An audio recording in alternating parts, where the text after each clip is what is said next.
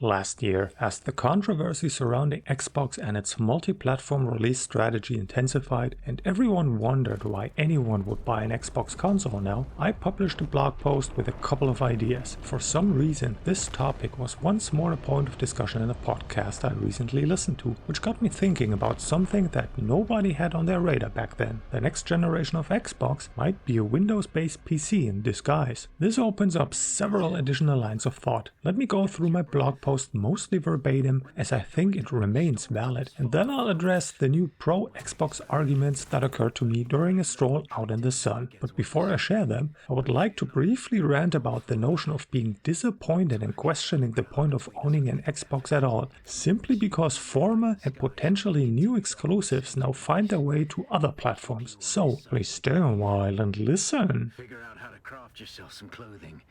That Mauler outfit won't cut it out here. I am baffled by any outrage because of this. Shouldn't we gamers be happy for each other? Now, more players can also enjoy the great games that have only existed on an Xbox. Not all, of course, but you get the idea. The notion of being a fan of a brand, aka a giant corporation accountable to shareholders, is beyond me. How can it be so simple to shake this loyalty in Xbox owners? Was it merely a form of schadenfreude that turned people into Xbox fans because they knew that PlayStation owners did not get access to certain games like Halo, Gears of War, and other exclusives? Is the current reaction a showing of jealousy as other platforms will soon have more games available to them, since more and more Xbox Studios games will no longer be an exclusive to Xbox? What made people choose an Xbox over a PlayStation in the first place? Was it only the games? The pull of the Xbox exclusives must have been stronger than Sony's portfolio. If so, it's not like releasing more titles on Sony PlayStation and Nintendo Switch removes them from the Xbox platform. And if games weren't the reason, the other arguments favoring an Xbox also wouldn't change, right?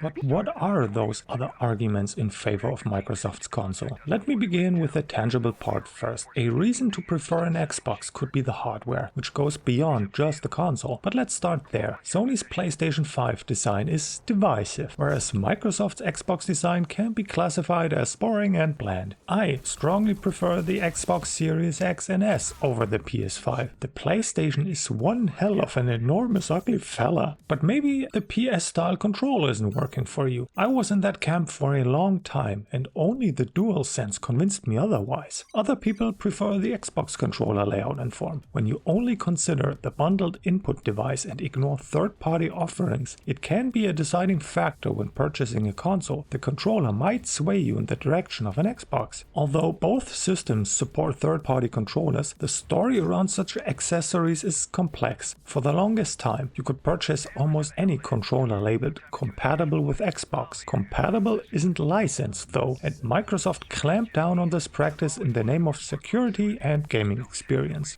I wonder what a gaming experience one must have when their input device isn't working. Sony isn't much better either, as they had been fined almost 14 million European orands for shutting out competitors in the PS4 era. And don't get me started on the support of PS4 controllers in PS5 games. It must be all those new buttons. Unless Microsoft has shut out older generation controllers on the Series XS, which still worked when I owned the Series X, you can still use an Xbox One controller on the latest consoles with all vintage and modern games. As a result, the asking price for official third-party controllers usually exceeds the standard bundled one, starting north of 100 orands. Another point in the hardware category for Xbox is its official accessibility solution, the adaptive Xbox controller. However, the move to block unlicensed devices mentioned above has also killed many homemade accessibility solutions. As you can see, looking beyond the bundled controllers paints a complex picture for both companies. It is essentially a draw, but counts as a loss for either of them. Here's another interesting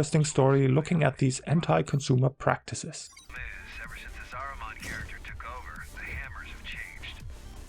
If the hardware alone is not the only deciding factor, then maybe the look and feel of the Xbox operating system is what people like. It would not be the first time a system OS sells the hardware. People flock around Apple's Macs because they strongly prefer macOS over Microsoft's Windows or Linux. The same applies the other way around and can also be true when choosing a console. Software is also more than the OS. Modern devices are furthermore defined by their ecosystem. Microsoft's Game Pass is a strong proposition despite its recent segmentation. When you spring for the Ultimate tier, you get many titles with this subscription on the day of their release. Sony doesn't do that. Returning to the Indiana Jones example, PlayStation players also have the opportunity to play it. However, as a Game Pass subscriber, you received it at no additional cost. Some titles even nicely sync their progress with the PC version of a game. If you own an Xbox and a Windows PC and game on both, you may have the option to choose where to play based on your mood and not lose progress. That is a valuable feature when appropriately implemented.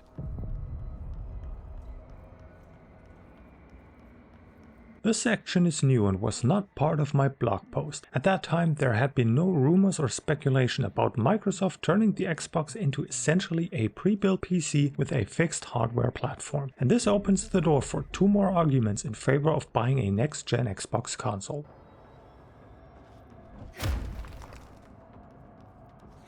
Technically, the Xbox operating system supports keyboard and mouse controls in games, but it's still up to the developers to properly implement this as a feature. I tested with the Series X and S, and some titles worked flawlessly, such as Gears 5, while others worked somewhat but were still incomplete and unplayable as a result, like Cyberpunk 2077. But what if the next generation of Xbox consoles is based on a core that resembles Windows even more, with a TV-friendly Xbox-style launcher? Could that be enough of an incentive for developers to support keyboard and mouse on consoles as well? I mean, I don't get it anyway. PC ports of games must already handle K&M, so why not make it available everywhere? But could this be the beginning of widespread keyboard and mouse adoption on consoles? This would be a huge selling point for me. Due to my ongoing RSI issues, I have transitioned back to a PC, which allows me the freedom to use various input devices depending on how I feel on a given day. Although I love PC hardware, I also acknowledge and prefer the simplicity of a console. I'm really sad that the only console I still have, the PS5, is just an ugly piece of art on my TV cabinet at this point.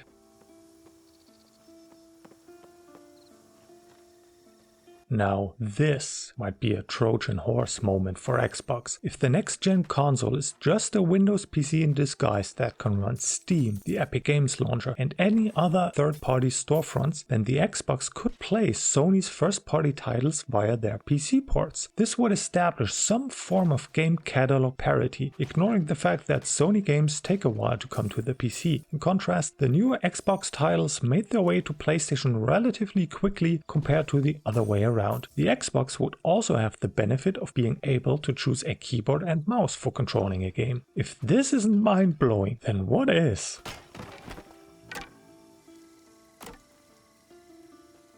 Be aware that these are all just rumors and speculation based on Microsoft's latest behavior. Nobody really knows what Microsoft is thinking. Hell, who knows if Microsoft knows what they are thinking until they hear the words that came out of their mouths in any of their interviews and presentations? Is the last point I mentioned something that's on their radar? The Asus ROG Xbox Ally X is all about the X's. With its tuned Windows installation is one indicator of what could come. Of course, we can already achieve something similar by running Steam in big picture mode or building a SteamOS box. However, as I know from experience, a setup like this is not as streamlined as the tailor-made TV experience offered by a console. I had to navigate several issues getting my PC set up as a TV gaming machine until everything was configured correctly. Unfortunately, Linux isn't the solution here because Windows does have an advantage over a Linux-based system in this use case due to the stupid dumb restrictive licensing rules of HDMI. AMD's open source Linux drivers cannot utilize VRR over HDMI. Windows, on the other hand, does support VRR over HDMI and is my preferred choice as a result. This is a feature I never want to miss out on again. It's a transformative technology similar to SSDs, and that is in addition to the better performance I continue to measure in games. With all of that said, how do you think about Xbox consoles now? Are the points I made real arguments in favor of an Xbox, be it now or in the future, or have I sniffed too much shellcopium? I hope this was entertaining. Thank you for watching.